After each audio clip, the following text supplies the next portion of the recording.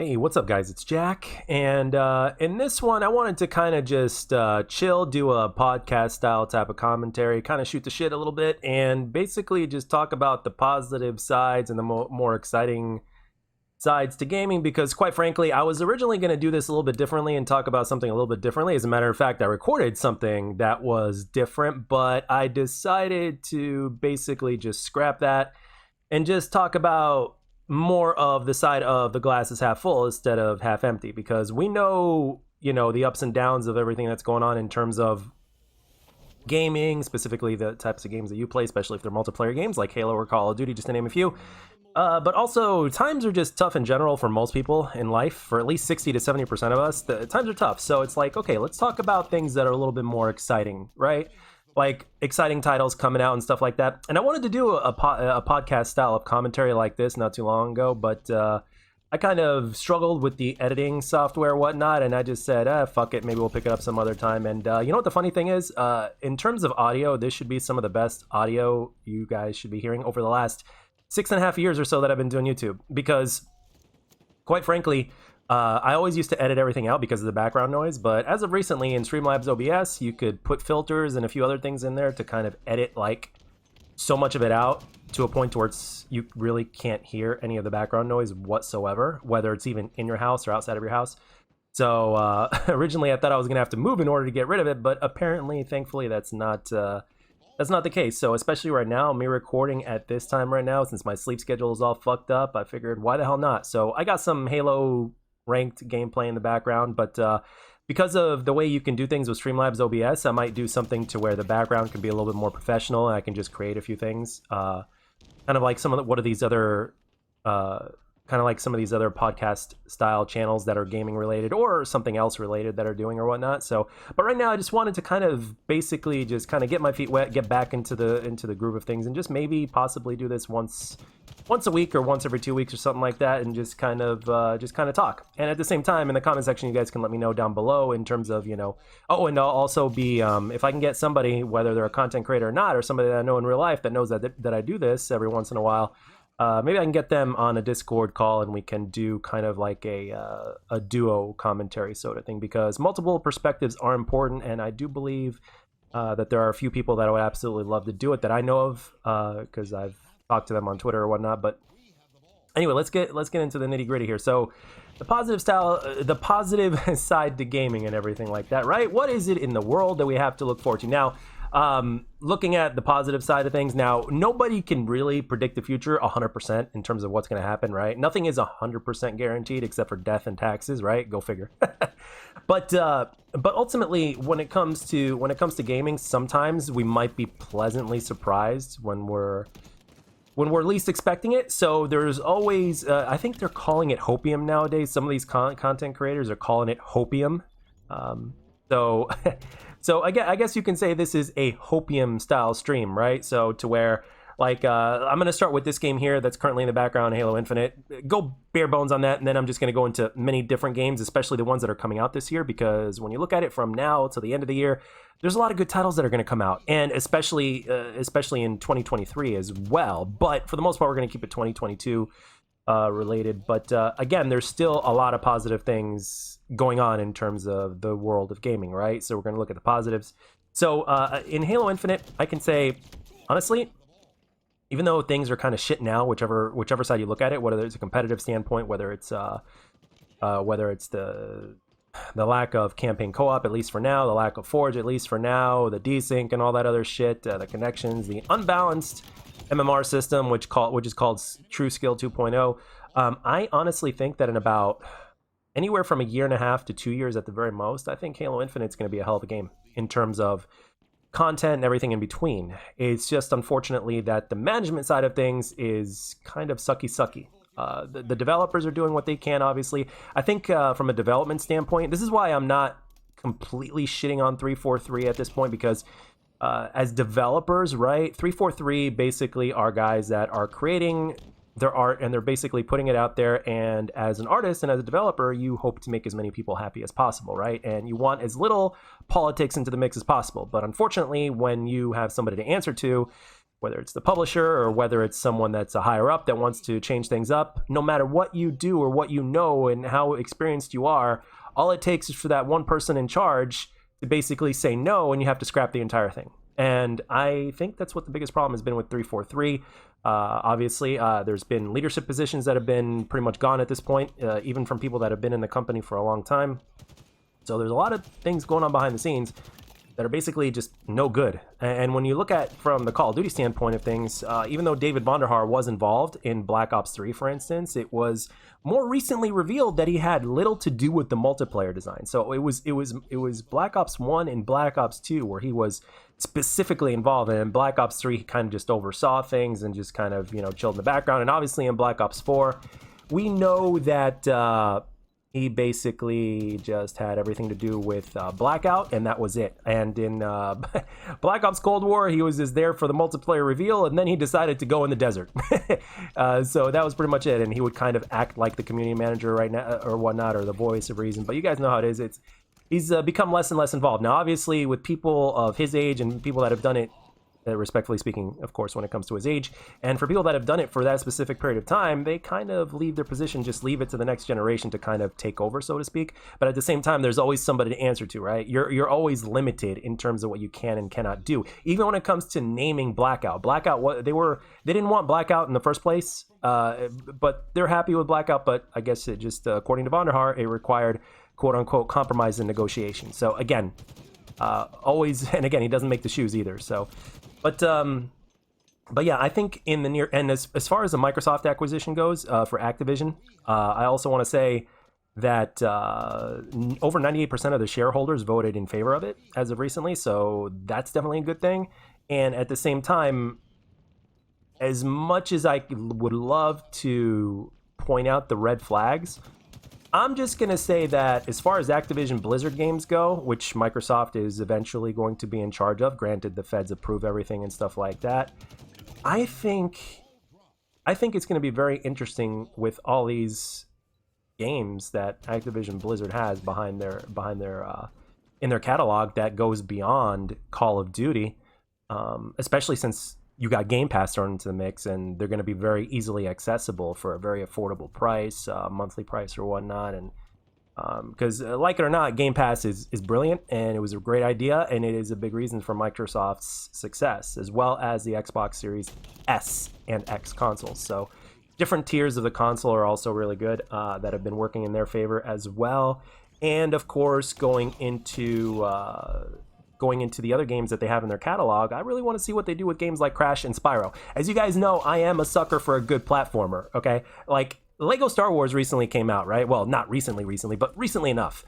And in that first week of the game's release, I even scheduled PTO for that game on that Tuesday, and I can tell you, in that first week, I was shocked when I looked at the amount of time that I spent playing. It was 47 plus hours, and I was shocked. I was like, what the fuck? I played that game that week for almost as long as I worked that week. I don't work the crazy hours anymore. I'm a little bit more balanced now, thank God, which has really been good for my mental health, because about a year and a half ago, my mental health was complete and utter shit. But so the thing is, when there's a new game that's about to come out, which we're going to get to here in a minute, and we're going to go into a whole bunch of games because I pulled up 2022 games release or whatnot. I want to talk about the ones that I'm excited about and everything in between. So I think there's a lot, when you look at it from the positive standpoint, there really is a lot of good things to look forward to in terms of single player. And of course, with multiplayer, hopefully X-Defiant, they don't call it Tom Clancy's X-Defiant anymore. Rightfully so, because according to Tom Clancy fans, that's not a Tom Clancy game. That's basically a different version of Call of Duty or whatnot.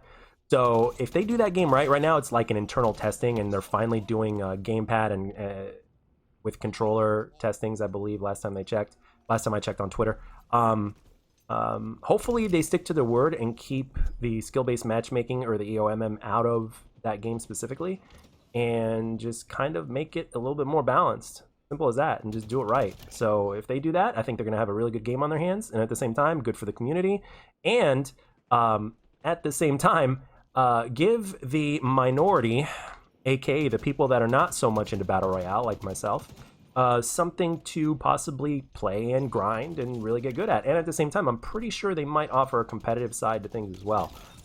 to where if people are wanting to be competitors and they want to be pro at that game, and if that game ends up getting a good amount of traction, becoming popular, because word of mouth is something that spreads more wildly and faster now than ever, thanks to technology and social media. So if you do things right by the community, even the minority community such as us, we're going to support that, and we're going to make sure that the game becomes as popular as it deserves to be. So, and at the same time, if something so small becomes something really, really big, and it's done right, guess what? It's going to cause everybody else to basically change up the way they do things, because they're going to want that success. That's how Battle Royale did their thing. That's how Fortnite did their thing. And speaking of Fortnite, I still have massive respect for Fortnite, especially since they've also done a no build mode, and they made it permanent as well. Because it is one of the things that kind of kept me away from that game. But again, not into Battle Royale because, again, you only have one life. You die, you got to start over and start the cycle over again. And sometimes it just takes a while before you get into the action. And you're basically, like, half of the time, from what I've seen, and I've seen plenty of streams, plenty of gameplay or whatnot, and, except for, montages are obviously nothing but action. But for the most part, you got a lot of, you basically have to go around, try to find a weapon and stuff like that, and it's basically a big question mark as to what kind of weapon you're going to get, whether it's pretty decent or not or whatnot. But overall, though, I mean, you still have to do a whole bunch of other stuff that don't have much to do with, like, shooting people, and you have to find the weapons and stuff like that. So there's just a few elements in the game that they're just keeping me away. To this day, I really wish I enjoyed and loved Battle Royale, because everybody else and their mother seems to be into it, and I'm one of the few that's not. But hey, I like what I like, and it's simple as that. So anyway, hopefully they'll make a variant of it in the future, to where you have unlimited lives and a shit ton of action, and you can just worry about your score and not worry about, staying alive or trying to find weapons or whatnot. Or maybe you can just grind for weapons, and you can make your own specific loadout, and they can find a balance of it. Kind of like what arena games do, or arcade first-person shooters do, but something on a much larger scale, to where it's like every match could be 30 minutes, but it's like nonstop action, and you can just do all sorts of shit. And some of you guys, I think I mentioned this before, some of you guys basically told me that I'm basically describing Battlefield, but no, in some ways, yes, but it could be taken to an nth degree, and it could be so much better than Battlefield, and it can be so much more action-paced, more arcadey as opposed to a simulator. And it doesn't really have to be taken as seriously as it seems. I mean, it can look realistic, but sure as hell won't play realistic. And I'm not necessarily alluding to advanced movement, although I am a big fan of advanced movement. I'm not necessarily alluding to and saying that, oh, there has to be advanced movement or whatnot. I just think there has to be a healthy pace, at least for a player like myself and those like me. And again, we're in the minority, so we've kind of got that going against us, because at this point right now, that's just the way the cookie crumbles. And it's just something that we're gonna have to deal with for now. I mean, I even had a very brief conversation with Drifter up on Twitter, and I was basically, first of all, I put a poll up, and there were 34 people that voted on that poll, which is very popular for someone like myself. So that's a lot of votes for someone like me. Granted, it's a small sample size, but over 72 or 73% basically believe that if a Call of Duty was done right, without skill-based matchmaking or engagement optimization matchmaking, and with everything the community wants, plenty of content, things to grind for and stuff like that, would a Call of Duty multiplayer like that be enough to compete with a free-to-play Battle Royale today? And most of the people that voted in that one said yes, and the other 20-something% said no. And I basically tagged that at Drifter. I retweeted it at Drifter, and I wondered what he would think of that. And he basically said probably not, or just not. Or I'll even go back to my Twitter and look at it right now as I have it up. So I'm looking at my notifications, scrolling down because it wasn't too long ago. Probably not. Battle Royale rules all now. That was his response. And then I asked him if traditional multiplayer games are dying, and he basically said, slowly dwindling. It won't die, but will be much lesser for a long time. So we're in this for the long run, guys. I mean, for us, the minority gamers, the minority people, amount of people in terms of numbers that enjoy the traditional multiplayer shooter type of games, or arena shooters or whatnot. The people, like, comparing it to the past, it was like back in the day, it was all about Quake, and then other games started becoming the thing. But it's been kind of going in a direction where things are not as fast as they once were, and there's different elements being thrown and stuff like that. On one hand, that's great because it keeps things fresh, it keeps things new, and it's something different. It just so happens that the majority of people like this flavor of battle royale that is being presented to them, and for those people, I feel for the people that are interested more in Respawn games, are just kind of we're basically an afterthought at this point. So it is what it is. So we'll see what X Defiant does, and hopefully another few games that come out. And if they're going to be made by smaller companies, then so be it. It's going to be, to me, that's going to be even better, because it's not going to matter to the point to where they're going to have to put in things like an MMR system like TrueSkill 2.0, or skill-based matchmaking, engagement optimization, matchmaking with a patent, stuff like that fucks with your bullets and registration stuff. So, so again, very hopeful. We'll see what the future has in hold. But let's get into the games that are going to be released in 2022. Right now, we're in May. So I'm kind of just looking at the list in May right now. So we've got Sifu, Vengeance Edition, Dungeons Defenders, Loot River, Overcooked, All You Can Eat, which is for Stadia, Trek to Yomi, Among Us, the Rejected Edition, Euden Chronicle Rising, Salt and Sacrifice, The War of Mine, the Final Cut, Unpacking, Evil Dead, the game. Now that's going to be interesting. I know one person specifically that would be very interested in that. Half Ton Hammer, if you're watching this, if you happen to be watching or hearing this, yeah, I would love to have you on here and be a co-host, because that man has such a gifted voice. He needs to have his own podcast. He needs to make his own YouTube channel. Even his wife said that at one point, if I'm not mistaken. So I got to get him here as a co-host one day, so that way you guys can give him a few comments and motivate him in order to do something like this. Even if it was just once a week, you know, he's got a full-time job, he's married, he's got a kid. I understand that, but once a week, man, I would listen and watch that shit, especially if it has anything to do with gaming or movies. I would be there. So moving on, Umurangi, I can't say that. Umurangi Generation, Deliver Us to the Moon, Deliver Us the Moon, Vampire the Masquerade, Dolmen, Hardspace, Shipbreaker, Sniper Elite 5, KO the Kangaroo, Pac-Man Museum, Shadowrunner, and that's it from May. Nothing that I'm really seeing that is that of interest to me, that like just sticks out at me. Again, when it comes to certain games that I play that are not first-person shooters at this point in my life, or for the last God knows how long in my life, I'm very specific about the games that I play. So hopefully as time goes on, as we go on to the lists of the other months before the end of the year, there'll be a lot more for me to talk about in terms of interest, and I know that for a fact. Or else I wouldn't be doing, or else I wouldn't be talking about this in the first place. But yeah, in terms of May, for me, I mean, obviously, I think Sifu itself has gotten a lot of traction, so maybe the Vengeance Edition would be something to look into. And if there's anything in May that you guys are looking forward to, that'd be great. I know, again, Half Ton Hammer, Evil Dead. I know you're going to be looking forward to that, because he's a big Evil Dead fan, and most people around our age are big fans of Evil Dead. And of course, Pac-Man Museum. That's kind of interesting. Games like Tetris, Pac-Man, Galaga, and stuff like that. As a matter of fact, it was about a week ago or so, I played Galaga on my Pandora's box or whatnot, or whatever you want to call it. A lot of fun. Every once in a while, you're in the mood to play those types of games, and it really is interesting to see what the world record is. And when you look that shit up on Google, you're like, oh, fuck that. That would require a shit ton of dedication. But props to the people that play those old school games and break records. I know in Chicago, there's the biggest arcade in the United States, actually in the world. Galloping Ghost Arcade is what it's called. They have like over 500 machines, and they have the world record on top of every single one of them. And props to the people that set those world records, man, because when you look at some of those scores after you get done playing game and you see what your score is, and you look up to see what the world record is, you're like, I'm not fucking worthy. Props to those people. And God knows how many hours upon hours they've put into that game in order to get that world record. Seriously. So anyway, moving on to June. So in June, what do we have here? Diablo Immortal. I know a lot. That's going to be for iOS and Android, but still, it's Diablo. So a lot of people are really much into that. Let's see. Soldiers, but Soldiers with SOUL. So that's going to be interesting. Spellforce 3 Reforced, Demon Slayer, Kimetsu no Yaiba, the Hunokami Chronicles, Mario Strikers, Battle League. But you can't go wrong with Mario Strikers, man. Holy shit. Mario Strikers was always a good game. So, you know, you got yourself now Strikers. Yeah, that's soccer. I mean, you can't go wrong with Mario Strikers, man.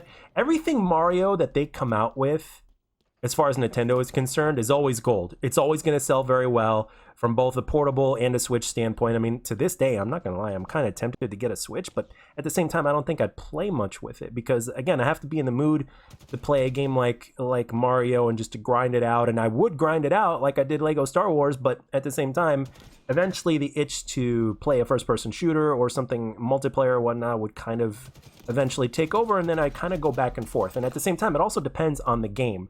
If it's one of those games to where you're looking forward to it all year, like God of War Ragnarok, for instance, which is the reason why I still have a PS4 instead of trading it in for credit or whatever it is. It's one of the reasons why I still have a PS4 is because, and it's the only game that if it is going to run on a PlayStation 4 Slim, if it's going to run at 30, I'm still going to play it with a smile on my face. Granted, it's good in terms of like, at least if it plays like it didn't got like as smoothly as God of War 3 did, as God of War 2018 did.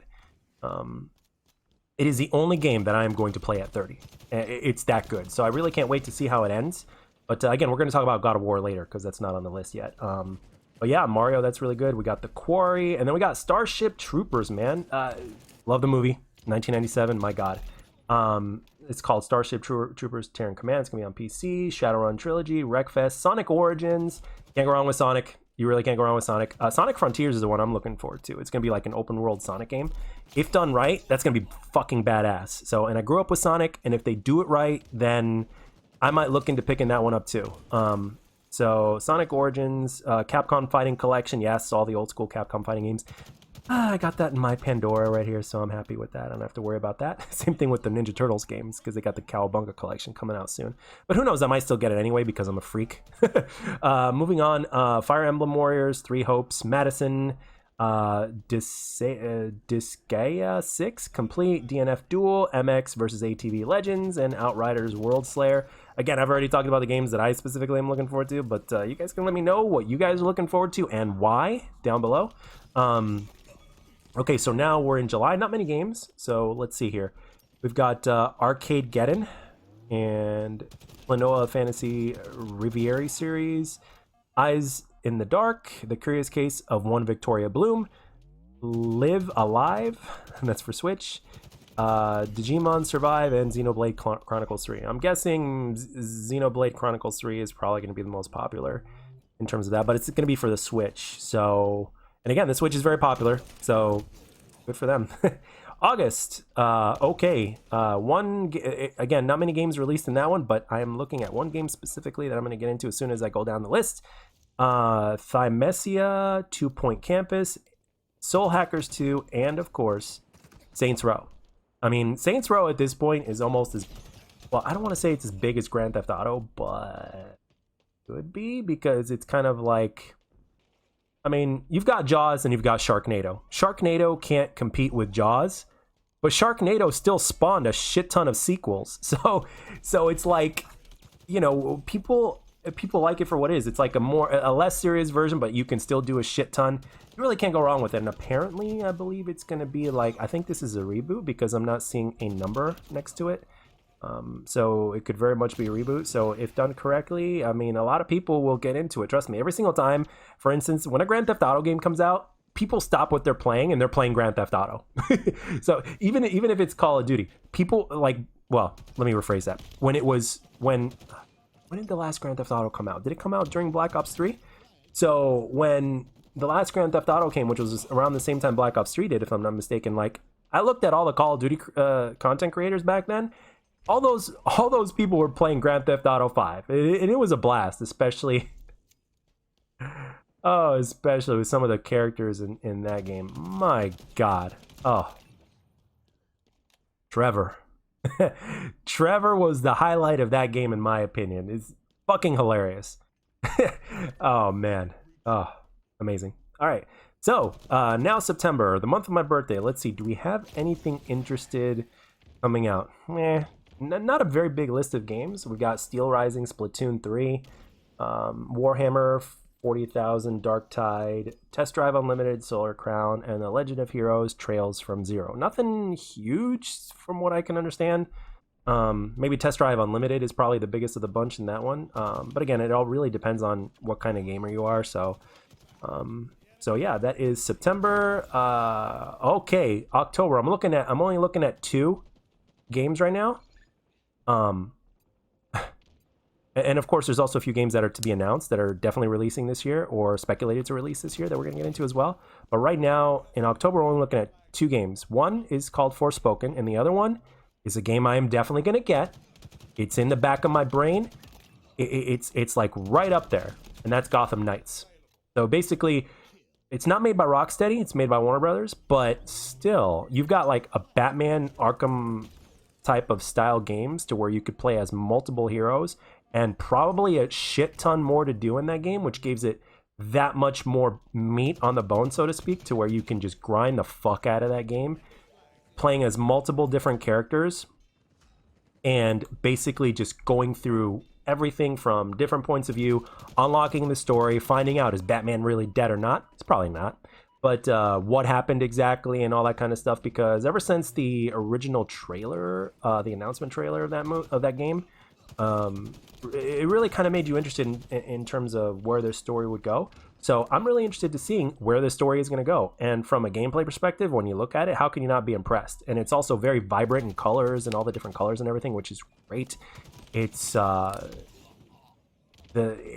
an Arkham game, but with specifically focused on all the different characters that are in that universe. How can you not enjoy that, so to speak? So yeah, Gotham Knights is definitely one of those few games that I am definitely going to get. I will not regret any second of it. I'm going to get that game, and I'm very much looking forward to it. And it's been, what was it? It's been since 2015 since I played an Arkham game. Arkham Knight being the last one that I did play. And I played it all the way through. I believe I 100%ed it, and it was fun from start to finish. I did that with every Batman Arkham game. I remember I didn't get the first one. My best friend had gotten it, and he had completed it already. And I basically told him what he thinks of it, and I was talking about it. I'm like, yeah, I'm gonna get that sooner or later. He's like, dude, just borrow mine. I'm like, what? He's like, yeah, just borrow mine. I've already finished it. And I'm like, okay. So that weekend, I got home at midnight, 12 o'clock. I didn't go to bed until 7 a.m. And then I woke up at 12 in the afternoon and basically played the shit out of it for the rest of the day. The rest of the 2 days, actually, because it was the weekend. And back then, I was teaching martial arts.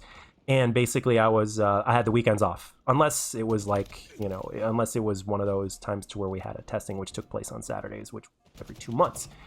And of course, depending on the rank of the individual. But most beginners and intermediate students would test every 2 months. The advanced students would usually have to wait longer, but depending on the rank. But yeah, Saturdays sucked whenever we had a testing coming up because I really just preferred sleeping in, and I was already tired. But yeah, no, this was definitely released on one of those days to where I didn't have to be at a testing because there was none. And basically, I enjoyed the living hell out of it from start to finish. The game was great.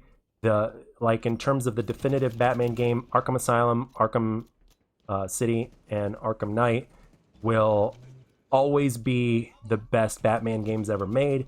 And then we'll see what they do in the future. I know Rocksteady is making one right now. We're probably going to get into that because I don't know if it's going to be released this year, but it might be on the to be announced list. But we'll see. We'll get into that. But Gotham Knights, more than looking forward to Gotham Knights. I don't see how you're not a Batman fan and not looking forward to it. So, all right, November. I'm only seeing one game, and it is a big one, and it is a first-party game for the Xbox and PC.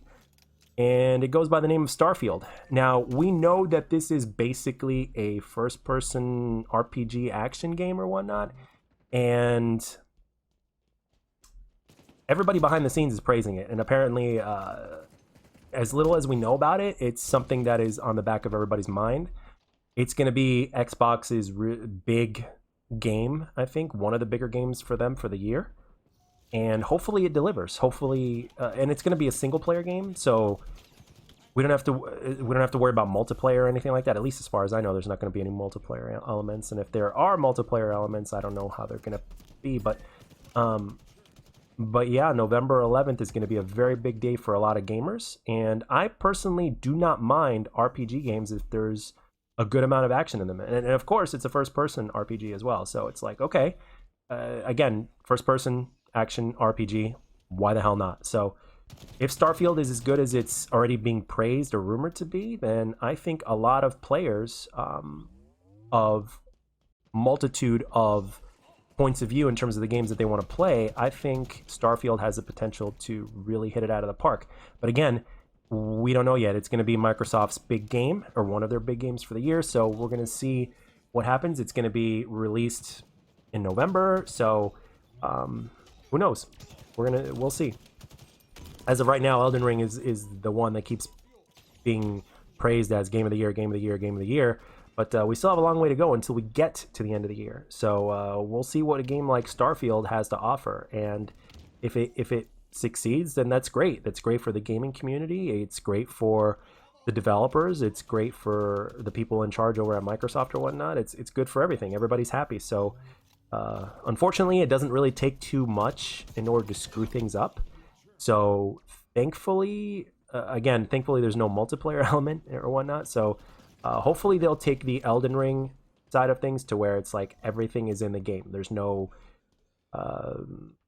play to win things that you could buy from a shop or whatnot, or a store. It's like, keep that out of the game. Just keep the game pure, and the game will definitely sell and succeed expectations. So if it's done right, and we could sure use more of that, especially this year. So hopefully Starfield does good by everyone.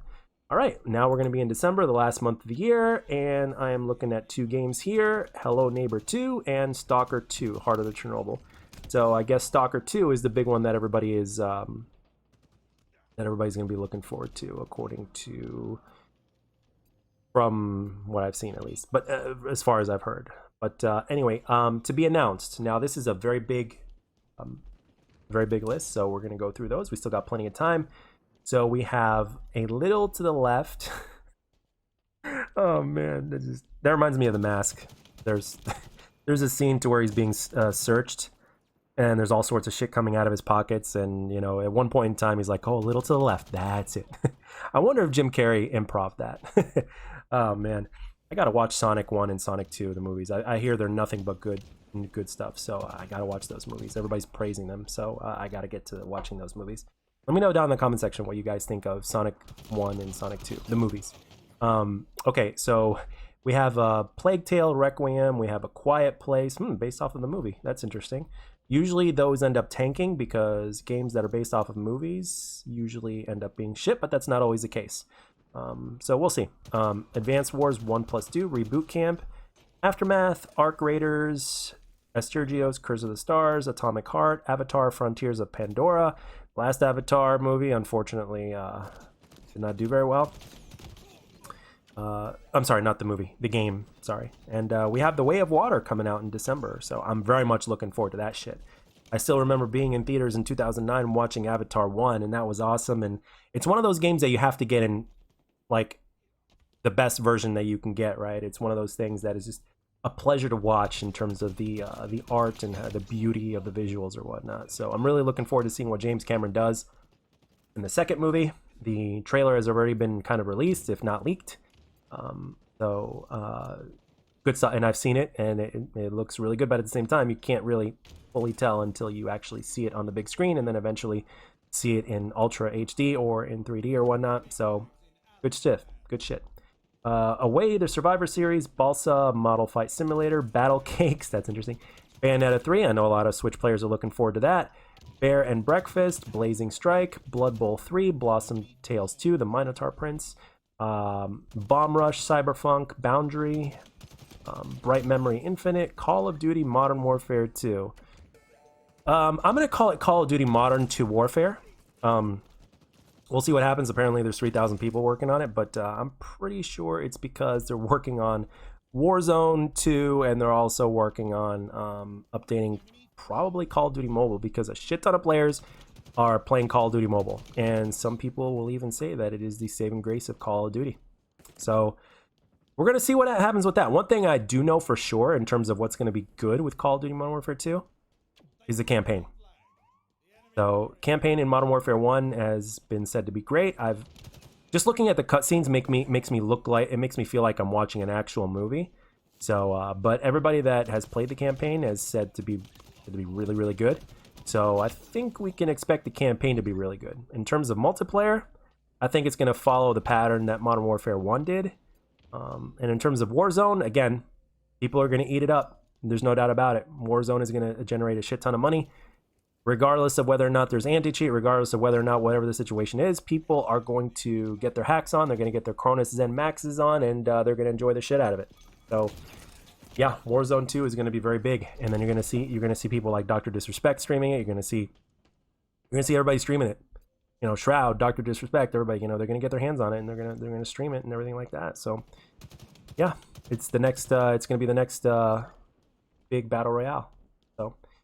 Let's see, the next game is Card Shark, and then there's Choo Choo Charles, Circuit Superstars, Coffee Talk Episode 2, Hibiscus and Butterfly, Company of Heroes 3, Crossfire Legion, Cult of the Lamb, Cursed Golf, Cyber Knights, Flashpoint, Deathverse, Let to Die, Demon Throttle, Destiny 2, Lightfall. I know that that's a big one for all the Destiny fans. So, Destroy All Humans 2 Reprobed. I'm sorry. I just find that very, very hilarious. That's a hell of a title if there is one. So yeah, Destroy All Humans 2, basically. Yeah, for PS5, Xbox Series X and S, and PC. Fuck yeah, let's go probe some humans. Let's go run around as an alien with all these superpowers and all the different weapons and shit. And yeah, that's whew. I know a lot of people that are going to eat that up, especially people that are fans of the Destroy All Humans series, as well as people that are fans of that movie, Mars Attacks. If you guys haven't seen Mars Attacks, I'm pretty sure you can watch it on YouTube. Yeah, just go watch Mars Attacks. Do yourself a favor, watch Mars Attacks. All right, moving on. Devolver, Tumble Time, Diablo Immortal, that's going to be on PC. Disney Speedstorm, Drogon and Dragon Ball The Breakers, Dune Spice Wars, Earth Defense Force 6, Endling, Escape Academy, Evil West, Evil with 2 L's, XO1, Fall Guys Ultimate Knockout, and that's going to be for the Xbox and the Switch because that apparently, it says read review. It's already out, I guess. I guess this was put on this list before it came out, I guess. Final Fantasy VII, Ever Crisis for iOS and Android. Phobia, Saint Defna Hotel, Forever Skies, Front Mission First Remake. Frozen Flame, Fueled Up, Ghostbusters, Spirits Unleashed. That's interesting. God of War Ragnarok. This is going to be the end of the Norse mythology for the game. Corey Barlog has already pretty much stated that. Even though he's not directing this one, he's still behind it. He basically had said, I mean, it's basically like because it's taken 10 years to develop both games overall. So 10 years is a good enough time before moving on to the next, whatever they're going to do. Sony Santa Monica really hasn't disappointed. And again, they are the biggest reason why I have a PS4 just chilling over here, just waiting to be used. And when God of War 4 comes, or God of War Ragnarok comes out, as long as it runs as smooth as it did on the PS4, I will absolutely enjoy it. If I manage to get my hands on a PS5, which I really don't need, if I manage to get my hands on a PS5, or if the option to get a PS5 comes up, which it probably won't, especially since I'm not really looking, who knows? We'll see what happens. We'll see how things develop and everything like that. But as far as God of War Ragnarok is concerned, I'm really looking forward to seeing how the story ends, and also to seeing the evolution of the characters, because Kratos has definitely gone from an enraged character that by the end of his journey, by basically sacrificing himself, he basically unleashed hope upon the earth. And then all these years later, we find out that he has a kid and he has a wife, and the wife unfortunately passed away. And then the game was about the relationship. Ultimately, it was about the evolution of a relationship between father and son while going through all this other shit, like dealing with the gods of Norse and Balder and meeting Freya or whatnot. So very, very relatable story, very well told. The lack of camera cuts was fucking impressive. Just an overall amazing game, and a very, very, very much deserved Game of the Year in 2018. And I couldn't have been happier for Corey and the crew, because I've seen a lot of the behind the scenes footage, not just of that game, but also because of the behind the scenes of God of War 1 and 2. and it really kind of gives you a little bit of an insight in terms of what developers go through. But there's no doubt that the team at Sony Santa Monica are not only humble people that are just talented as fuck, but they really go through a lot to get all this shit out to us, and they have yet to disappoint, in my opinion. So as far as the main God of War games are concerned, as far as I understand. So, and it's a hell of a story, and I'm really looking forward to not just playing it, but to see how it ends.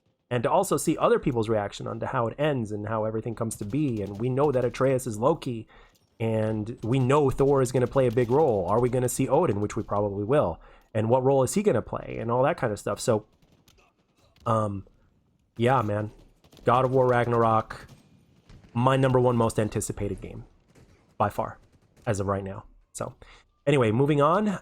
Goodbye Volcano High is the next one. Grand Theft Auto, the trilogy, the definitive edition. Grime, Grotto, Grounded, Gundam Evolution, Gungrave Gore, Hindsight, Hogwarts Legacy. That's a big one. Could be very good. I don't know. But we'll see. The world of Harry Potter, just if done right, mixed with video game. I mean, it's just a perfect blend. I mean, it's peanut butter and jelly. It's chocolate and peanut butter. It's hamburgers and French fries. It's yeah, they belong together. And if done right, it could be a hell of a game. Let's see. Homeworld 3, How to Say Goodbye, I Am Jesus Christ, The Sound of Mind. In Sound Mind, Industries of Titan, Instinction, Jack Move, Joe and Mac, Caveman Ninja. Huh, that's interesting. Another Joe and Mac game, but that's only for PC.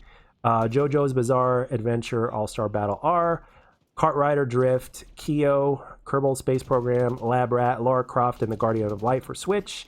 That's already out. Both of those are already out for Switch. Last Days of Lazarus, League of Legends Wild Rift, Lego Brick Tales, Life is Strange Remastered Collection, Little Gator Game, Little Devil Inside, Little Orpheus, Loop Mancer, Lumberjack, Mario, plus Rabbids Sparks of Hope. I know a lot of people are going to eat that up. Marvel's Midnight Suns. I wonder what that's going to be about. I got to look into that a little bit more, but there's not so much time that I have left in order to go into that. So only 3 minutes left or whatnot until I have to start saying goodbye. But so I'm just going to really glance at these and see if there's any other games at the top of my mind that I can see that I'm really looking forward to. There's a lot of Pokemon games here. Replace Resident Evil 2, 3, and 7. Those are already out. Stars Above, Scorn, Gundam, Scenes of Stars, Extinction, Shovel Knight, but Teenage Mutant Ninja Turtles, Shredder's Revenge, the Cowabunga Collection, Terminator Dark Fate. Yeah, right. Anyway, but yeah. Now, there's one game specifically that I want to talk about for a minute before leaving, and it's probably not going to be out this year, but it is made by Rockstar, and that's Suicide Squad Destroy the Justice League. It's basically...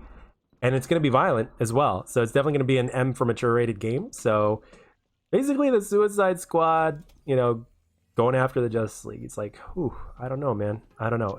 I think it's going to be Rockstar putting their own spin on what the movie was, the recent Suicide Squad movie. But again, if done right and if put into video game format, plus with everything that Rocksteady themselves have to offer, how in the hell can you not be into that? Especially since you got a lot of violence going on, a lot of blood and gore.